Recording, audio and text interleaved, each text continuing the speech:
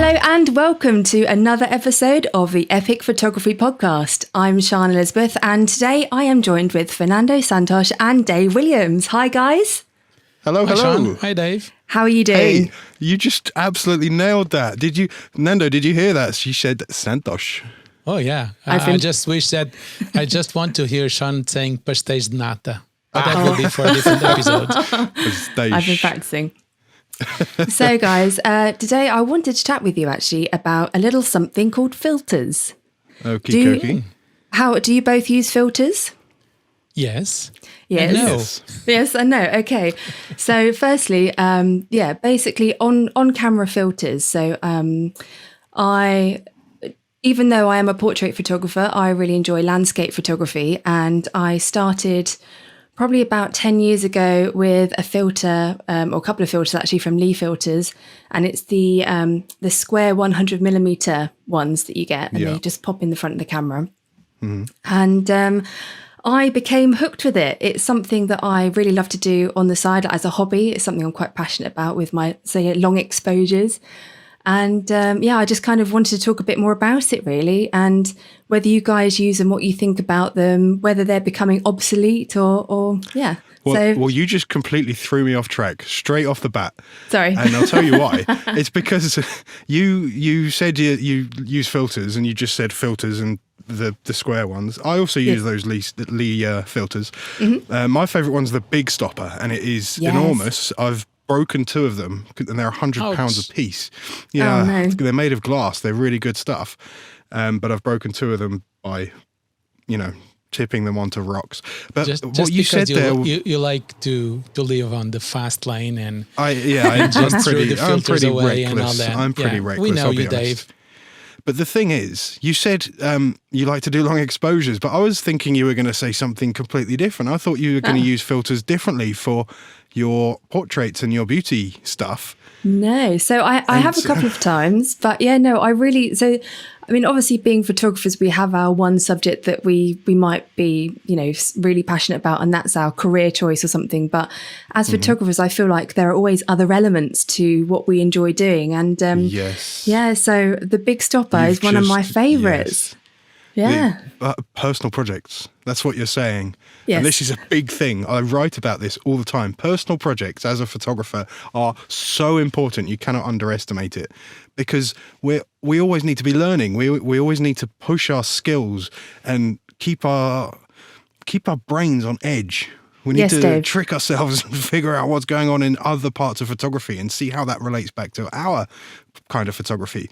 So taking long exposures, taking long exposure photos and then bringing the skills from that back into portraits and fashion and beauty. Yeah, that's cool. So I love that. But okay, we're kind of talking about ND, neutral density filters. So let's focus on them for a sec. Okay. Nando, we've got a cool picture on the website of you. Is it of you or by you? I can't remember. But either way, it's a long exposure if it's a cool in picture, Brazil. it's not of me. It's by me. So it's of the bridge in Lisbon. Yes, it is. And I can't remember the name of the bridge. I feel like it's a date. It's not. Well, there is one that it's a date, which is the revolution date back in 1974. That's not the one that you're referring to. The one you're referring to is called Ponte Vasco da Gama, which is a navigator's name. I know that guy. Yeah, okay. So Vasco da Gama. Vasco da Gama, exactly. Okay. So you were using an ND filter. It's funny that Sean is mentioning that she does portraits and she really enjoys doing landscapes. And I've been doing landscapes and long exposures and all that for years. And here I am trying to do portraits and going into the exact opposite direction, just because we need to keep, as Dave, as you were saying, keeping our creative muscles fit, right? So we try different techniques, we try different things to get out of our comfort zone, which is nice. So I've as we're saying about neutral density filters, that's the ones that I use the most. I usually have 3 of them with me, and then the 3, a 6, and a 12 stop ND filters. Funny thing though is that I usually, I stopped using the square ones that you're mentioning, just because they're just a pain to me. Than just having the holder and having to put the filters, and then they break easily when you leave fast, like Dave does. So I prefer to use the screw-in filters, and I usually, I don't use those step-up rings, so I tend to get them in the sizes that I use the most, which is usually 77 millimeters and 82 millimeters. That covers most of my lenses. So those are my favorite ones. But what about you, Dave or Sean? I was just going to ask, actually, do you find making the switch from the square ones to the screw ones, do you find that it's still the same quality? It's obviously you said it's easier, but for me, I've tried some of the screw ones before, and I feel the other way. So I feel like the square ones are easier to use than those. So it's quite interesting for you to say that, that say they break or whatever. But for me, that's an easier way to do it. But I don't know whether that's just so I guess personal preference, really. My personal preference is with the square ones as well. Yeah. And that's because I currently have several screw filters that are stuck together. So obviously you can stack filters on top of each other, whether it be ND filters or polarizers or anything else. You can stack filters together, and I do that quite a lot. It helps with enhancing skies and water, and particularly in colder places where there's a lot of water and ice, it helps to bring out the colors, get rid of the shine.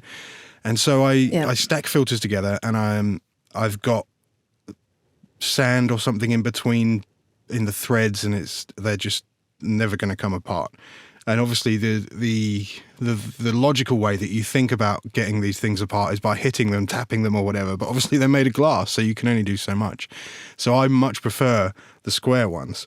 And I've been using, I mentioned I use Lee filters, and I'm going to point out here that a lot of people are sponsored by filter companies, and I'm not. And that's by choice. It's because it's quite easy to get a sponsorship from a filter company. Oh, really? I didn't know this. Hi, guys. It is. You look around at pro photographers on their Instagrams and whatnot, and you'll quite often see Case or HMY or Lee Filters ambassador on a lot of professional photographers. And it's quite restricting because I use a combination of things. So one of the ones I've been using quite a lot is H&Y, and it's because they do this magnetic thing. I don't even know. So you put the adapter on the front of the camera. Yeah. And then you get the square filters, and there's some graduated ones, and there are some solid ones, and you get obviously the other stuff, all the polarizers and stuff. But they're really, really good quality, really good glass, and they're magnetic. So you just clap them on, stick them on, you touch them on, and they're just there, and they're not coming off. And you can pick your camera up and wobble it around and whatnot, and they're not moving. And then you can stack more on magnetically as well. So that's the option I go for wherever I can, wherever that works. That's what I'll use. I have to say the magnetic thing has literally just sold me, because it's just, I know, thing is, I know it's seconds. It doesn't take long to set up whatever it is, but it just seems like milliseconds now are becoming even more important. And if you can get something magnetic, stick it on. I mean, it's brilliant. It's like, I mean, for me, it's like when I go out shopping for a dress or something and it comes with pockets, sold instantly. You need pockets. See, landscape photography is something that is going to take time. You're going to be waiting for the right light in the right location, trekking to that location. So landscape photography is something where time doesn't really matter. So that's sort of just that cool, one thing though. Just that one thing is landscapes. If you're going into a city or cityscape or anything else, so like somewhere with lots of water, if you're on a coastline and you're doing a seascape that's easy to get to, these seconds that you're adding filters add up, and they add up to the other things that are taking your time, like getting your camera out of the bag, attaching the camera to the tripod, extending the tripod. All these things take time, and all those little bits of time add up. I see what you're saying. That's a good point. Nando, you've got lots of time to kill, I'm sure. You know that there's screw-in filters that none of you like. They also come in magnetic versions, right? Do they? Yeah, of course they do. There's many brands that have magnetic versions of their filters. And there's a product the one that I'm using AIDA filters. After using different brands, I try them from our friend Mimo. And Mimo just let me use their AIDA filters, and I compared with the one that I was using. I like them better, so I'm now using AIDA filters. Right, And okay. they do have magnetic, even though the ones that I have are not. But guess what? There's magnetic adapters that you can use to your screen filter. So even if you have some that are not magnetic, you don't need to spend a lot of money buying a new set just because you need to have that convenience of having magnetic filters. There's a point. Money. Yes. Now, here's something I want everyone to know. If you want your filters to do a good job, to be effective at what they do, you need to spend some money. I'm not saying spend a load of money. You don't need to get the top of the range. Yes. Unless But you going- break them every month or so, right? Yeah. One But of the going worst on- things. Sorry, Dave. Going on eBay and buying the cheapest you can find, which is usually a Far East import, is usually going to be made of plastic. It's not going to be an even surface. It's not going to be coated correctly, and it's going to make your photos worse. So Yeah. you must use good quality glass filters. That is a point I really want to hammer home, and so I'm doing it right now. So the one Buy thing, good glass filters. yeah. So the one thing that, following on from what you've just said, Dave, is that when you're using, especially things like a big stopper, Yeah. if you get a badly made one, like what you've just said, they can create a horrible, horrible color cast to your images. Yeah. And then to try and get rid of that, I mean, you could do a black and white, but it's you need that quality to start off with. And also, if you've just spent so much money on a lens, and then you put this really cheap piece of plastic in front, I mean, what's Yep. the point? So Yep. yeah, Well, many people do that, and even if you're paying some money, Yep. which probably will be more than reasonable money for most people, be careful, because still filters that are not really inexpensive, they might still have a color cast. So you better give them a try with, Yeah. if you have friends that are using some, give them a try, because I Yeah. was using a brand that's a known brand, and they did have a color cast, and Right, I okay. had to move to a different one. So right, okay. Have you ever tried the any of the ones with the horizon lines? So it'll just be like the ones in the middle and Oh, the everything. gradient- the gradient yeah. ones. yes, Graduated. Well, Graduated. I Yes, used- thank you. Graduate. yeah. Thank you. I used to use those, but then at some point it's like, well, I don't need that anymore. I do that in software. Yeah. So I'm not using those anymore, which is So good actually because I use the screw-in filters Yeah. that really don't allow that. Yeah. So Actually, yes, that's quite. why would you use those? Have you used those, Sean? I have actually. Yeah, I used. I have had a couple of like the. It'd be like an orange line in the middle of one of the square ones, just to Yeah. bring out if you're doing like sunset photography or anything, or sunrise. So I've tried Yeah. those. They've probably sat in the filter pouch longer than how many times I've used them, but I have used them. So yeah. Why do you think that is? So, And well, I just didn't like the effect it gave personally. Yeah. But there, yeah, there are some people that really, really purists, camera purists, are Yes. the ones that are using the filters to do everything in camera, and they're not going to be doing things in post, right?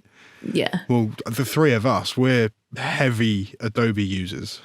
And so we're going to be doing everything in Photoshop and Lightroom afterwards. Well, you And do so say for you, I reckon that's probably because you want to do the tweaks afterwards rather than doing it there in camera, because you can get the same effect with that filter that you described with the orange line in the middle yeah. in post. Well, I That's mean, why I would do it.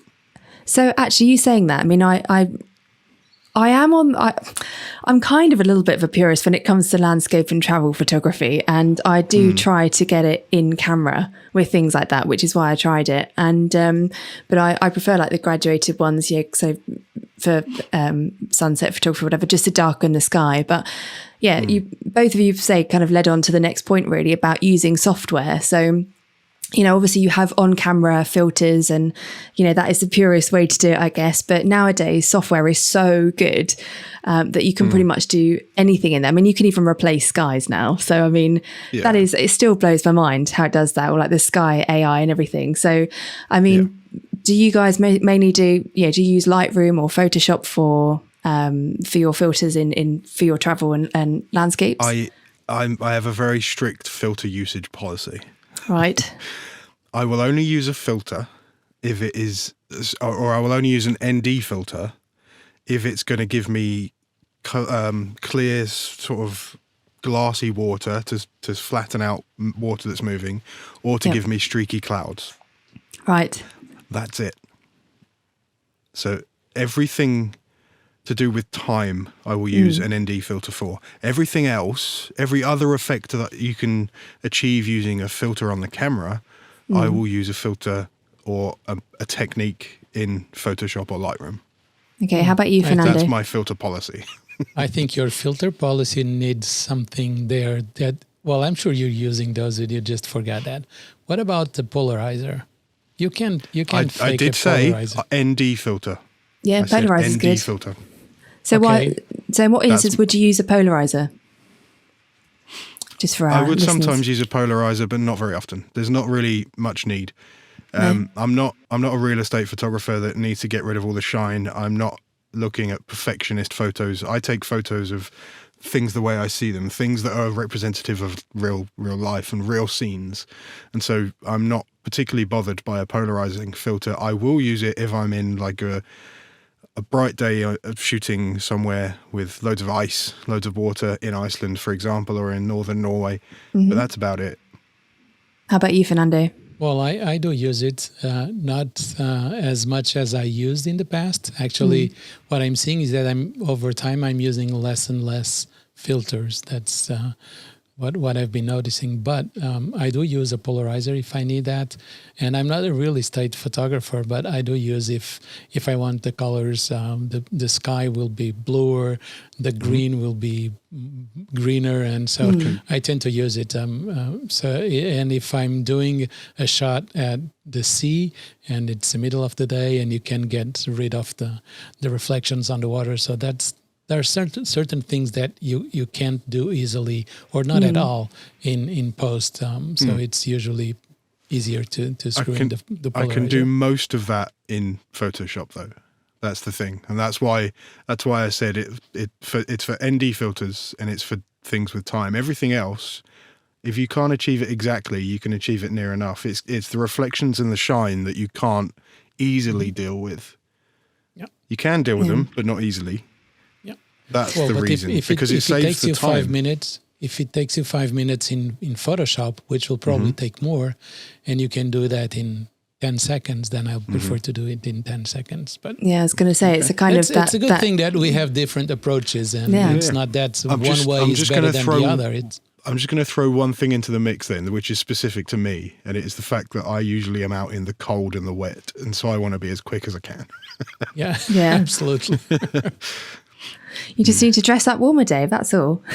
Oh, yeah. Well, that's what they say in Norway. There's no such thing as bad weather, just bad clothing. Just bad clothes. Well, So what one Pick the worst. One thing before we actually go on with the filters and software, there's one thing that I would like to touch back in filters that we have probably bought and stopped using. When I started doing photography in a more serious way, I bought a lot of filters that I wanted, like star filters that will give you 4, 6, and 8 star filters. And filters in all different possible colors and effects. And in the end, I still have them because no one would buy them and they are worthless to anyone. But if someone is reading this and thinking, which filters should I start? I would say, ignore all those effects filters for now, unless you know exactly that you need that. If you're starting up, go with NDs. That is good advice, but I want to hear what you've done with those star filters. Do you still have them? I still do. Yeah. When was the last time you got them out?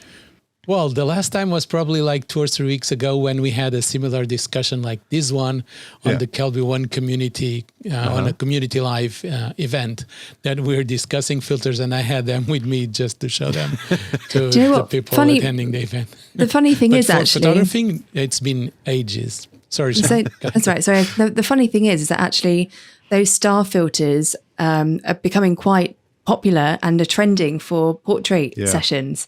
I've seen a lot of fashion and portrait photographers using them for in studio work, especially things that kind of with the makeup and glitter and all that kind of thing. And yes, there's definitely.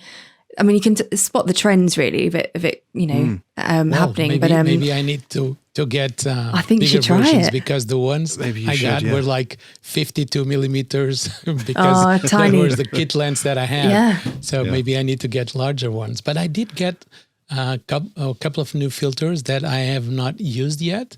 They're kind of new in my camera bag, and I didn't have a chance to use them. And those I bought for portraits, which are black mist filters. Yeah. So I have two of those, which hopefully will be interesting to use. We'll see that. So I have to ask, There's other things. Sorry. Oh, sorry. Go on, Sean. I was just going to ask about, do you both have UV filters on all of your lenses? No. No. See, Not on I a keep single going one. between. I keep going between this. So a lot of the time I keep it on there because I don't want to damage the lens. And then I went through a stage of taking it off because I saw a video saying, well, actually, if you keep it on there, you're more likely to damage the lens. And now I've kind of gone back to using it. So I don't know whether it makes much of a difference, but I kind of feel a bit happier about it being on there. And then it's a love-hate thing, I think. I've broken one lens, I think. Yeah, I've broken one lens in 10 plus years of pro photography. And How did you do that? I dropped a camera at a wedding. And basically, I had a substandard camera strap that was like a knockoff Black Rabbit. And the camera fell off. And so I then invested in actual Black Rabbit and didn't have the problem anymore. But no, I don't use a UV filter on the front of the lens because the chances of anything happening are that slim versus the annoyance it would cause having that filter there all the time, trying to use other filters and other accessories on the camera. Yeah. I just don't. I know a lot of people swear by it, and there's no wrong answer to this. If you want to use it, use it. If you don't. There's arguments that it protects the inside of your lens from bad light from the sun and things like that as well. Funny so it's not just a physical thing, but it also. Well, I think But, what damage is actually being caused? How you'd have to point your lens straight at the sun for a very long time for anything bad to happen, surely. I don't know. I mean, I shoot a fair bit into the sun when I'm doing sort of like fashion on location. So I guess for me, it's just that extra level of protection, whether it works or not. I've got no idea. Makes you feel better. But it makes you feel better. Yeah. Why not? It might work if you're, let's say you're shooting down on the beach and there's water spray coming into your lens and you want to protect from the seawater, or if you're shooting in a rodeo and there's mud all over the place and you want to somehow protect that and clean. Dave does agree. It's just, or if not there's buying it. Your camera and your lens are both weather protected. Anyway, I don't use see, it either. I think I don't know. I think I would feel more nervous without it on there because it does give me that little bit of confidence. So like Fernando was saying, good. For water spray or sand or grit and things like that, it's not going to scratch my actual lens. So Sean, here is what I think that you can do to feel that you're protecting your investment in your lens. Instead of using the UV filter, just make sure that you always have your lens hood in your lens, and just don't leave it at home or in your studio or inside your camera bag. Use it. That's a good tip. Because it will protect. Going back to me breaking Dave doesn't care, but look, we're talking about the guy that broke a camera and broke several filters. Oh no, right? hang on. I have one here that does have this one's got a cover on. Okay, well, that's a point because for me. That's the big one, right? Yeah. That one really needs. But keep your lens hood because that can give you a lot of protection when you're hitting something, even if the camera falls. And I've done that. My camera, once I thought that I had it on my tripod that was locked and it was not. So the camera went straight to the floor, and the thing that hit the floor was the lens hood that didn't break, and nothing Perfect. got broken. So Oh, that's good. that might help. In my defense, my lens that I broke the filter on twice was so big that it doesn't have a filter. So I'm just putting that out there just to make myself feel better. So, Yeah. so moving on then about filters. So we've done the on camera, we've done the in the software, but what about, so obviously we're all addicted to social media pretty much. I mean, everyone's on social media these days, and filters are, you know, if you don't put a filter on something, did you even take the picture? So, Selfie Dave, do you add filters to all of your images, or are they au naturel?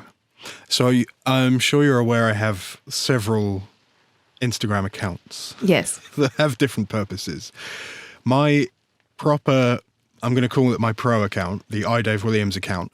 Every photo that is posted on there as a post is just a photo from the camera edited with Lightroom, Photoshop, and then put out into Instagram.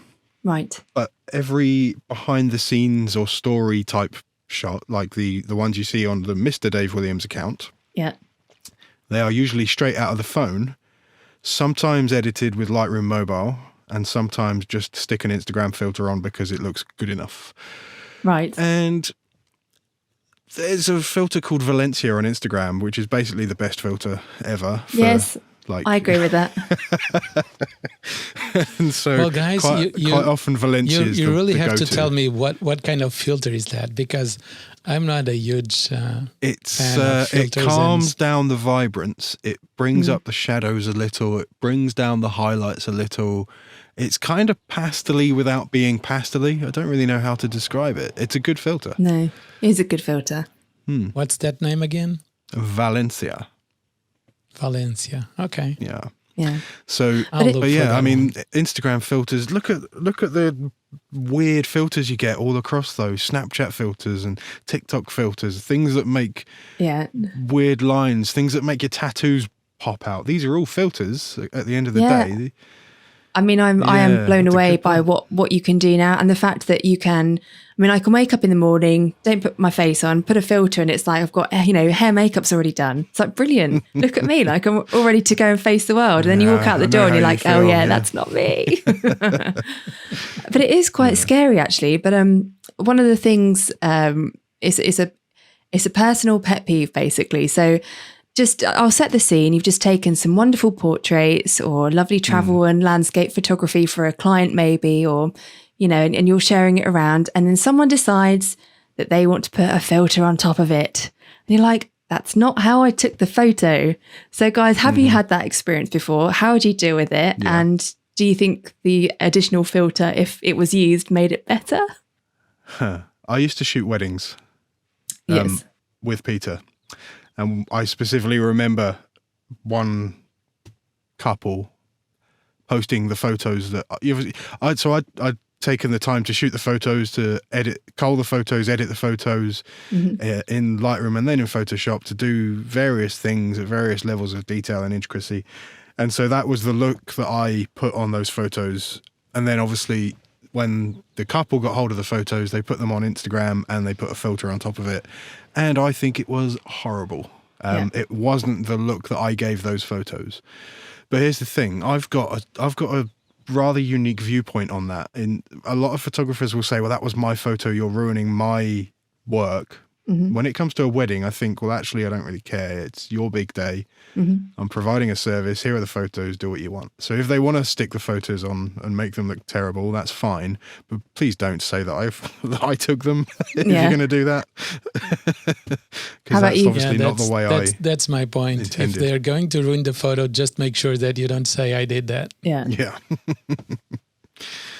But Same. I mean, you must get it all the time. So I sometimes get it with the travel stuff. Not often, but sometimes. Most of the time, the people that are buying photos from me or licensing photos from me have the decency to understand, or have the sense to understand, that that's the photo, that's how it looks. Don't change it. Don't change anything. Don't change the orientation. Don't Yeah. crop it. Don't change the look of it. Nothing. most of the time, but every now and then there'll be a filter. What gets me worse than that is when they post a lower quality version, so it will look a bit pixelated or something. That's what annoys me more. Right. Because if they're gonna buy or license the photo from you, you're quite often not going to be named or whatever. So it'll be, let's say National Geographic for sake of argument. Yep. It won't say me, it will just be National Geographic. And so that's fine. If they want to do whatever they want to do, that's fine. Because, but it hurts a bit though, doesn't it? Oh yeah, it stings. It definitely stings. What about you, Fernando? For magazine? Oh, sorry. For magazines. I usually don't have that problem. No. No, because it's like when you're doing landscapes and travel photography, and I'm not usually licensing those or giving them away so that people would go and use on social media. So that's what usually gets people to change them. So I don't see that often, but when I do see, I just don't care. It's like, ouch, I wouldn't do that, but well, they just did. So there's not my name on it. So I just don't like when they keep, if there's like a watermark or something and they keep the watermark, then that hurts because people will see that, oh, Fernando did that. So, but if my name is not on the photo, I'm fine with that. Yeah. And so coming back to the one that you just asked me, Dave, for magazines, it depends really. I mean, obviously you're saying with the wedding, someone's paid for you, your service to be there. So for shoots that I've done for clients, I tend not to be sort of too upset about it because obviously they have the ultimate vision. They've got something to go with their brand. And I mean, they'll normally give me a brief and obviously we'll go through it together, and if something needs changing or, if they do want a different colour palette or something, I could change it for them. But yeah, sometimes with social media, it's so easy just to, not put the original picture up as it is. It's just, I think it's a habit. I think people go on there and they're like, oh, well, I've put it on there, but I'll add a filter. And I don't think it's actually for any reason other than it's a habit really, I think. It's there, it's an option. Yeah. There is an argument that using a filter on Instagram will get your photo out to more people because if you're using one of the features of Instagram, it will help. And I used to teach that, and I think this option's now been removed, but I used to teach that you add any filter and then change the intensity of the filter from 100 down to 1. Yeah. So that the filter's being used in terms of the algorithm seeing that there's a filter by Instagram on this photo on their platform. But I don't think you can actually change the intensity of the filters anymore. I might be wrong, but that's a thing. Well, I think you can change it still. Intensity, yeah, I think so. Shows how much I use them. I really had no idea of what you guys were saying. Actually, if we rewind back to episode 2, where you were discussing the algorithms and all that, I was blown away by the things that you guys know about how social media works. I mean, I'm a user, but not a serious one. So it's like, wow, there's so many things going on and changing like every day. You can take from it what you want, and so you can get as involved as you want to get involved. And learn as much as you want to learn. Yeah, but I mean, ultimately, the biggest thing is not to let it own your life.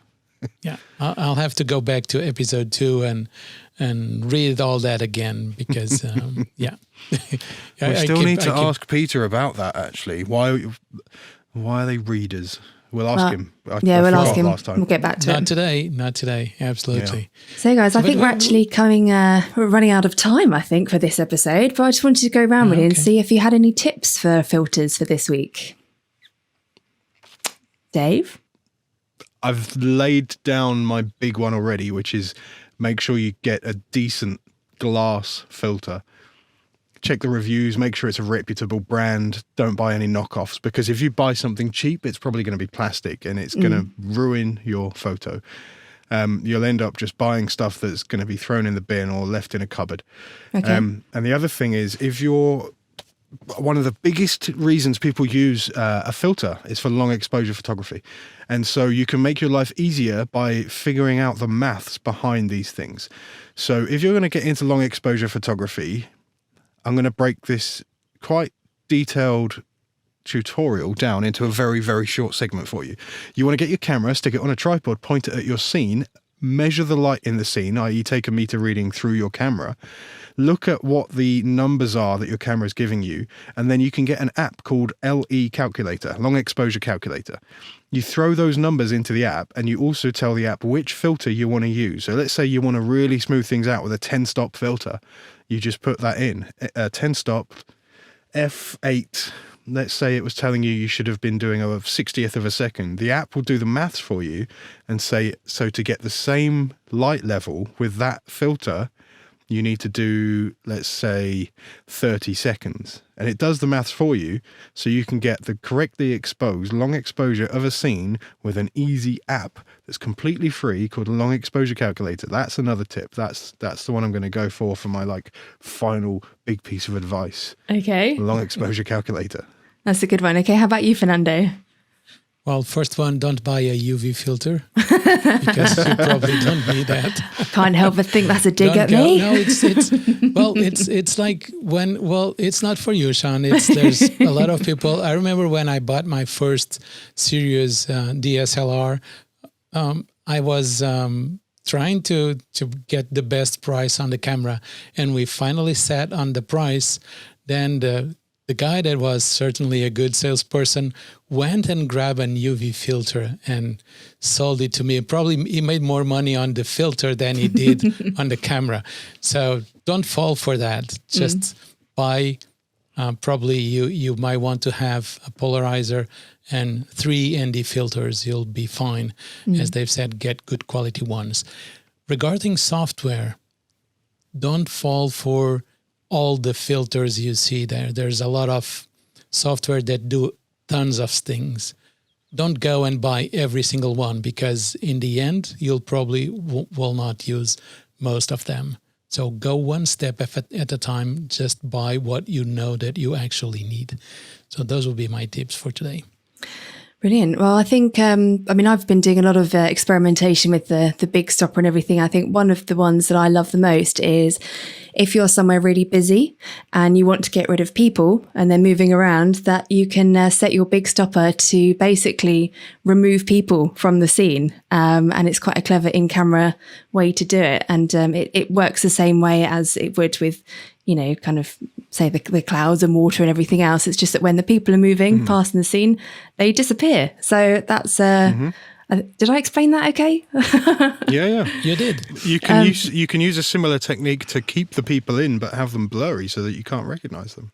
I see. And create a bit of drama or something. Good tip. Yeah, thank you. But I think the final thing really is just to experiment. And I think we've all basically said, you don't need an expensive filter, but don't get the cheapest one, because obviously it has to be of good quality. And if it's something that you're going to practice and use, you want the best from your camera and you want the best from your filter. So go out there and experiment and have fun, I think, is the main thing. And make mistakes. Cool. Yeah. Yeah. So absolutely. I think that's it for this week, guys. So cool. That was fun. Don't forget to check out our sponsor, the world's most compact tripod base, Platypod. And they have, I think they've, that actually be really good for long exposure too, Platypod. Yeah. And I use that quite a lot for for water, like low down angle shots and everything. So that's quite a good one. But I think that's it for now, guys. The Platypod is great for anything. Yeah, it is. It is. You can use it in so many different ways that if you don't have one, you should get it. Thank you so much, guys, for joining us today. And thank you, Dave and Fernando, for talking about filters with me. And don't forget to check out Platypod, our epic sponsor, who have the world's most compact tripod base. And you can basically use it anywhere. And it's great for using for long exposures too. So definitely check them out. And also, if you haven't already, please head over to our Facebook page or our Facebook group at facebook.com/ facebook.com/groups/epic photography podcast. And if you have a topic that you want us to talk about in a future podcast episode, put your suggestions in there. Thanks, guys, and we'll see you again soon. Bye. Bye.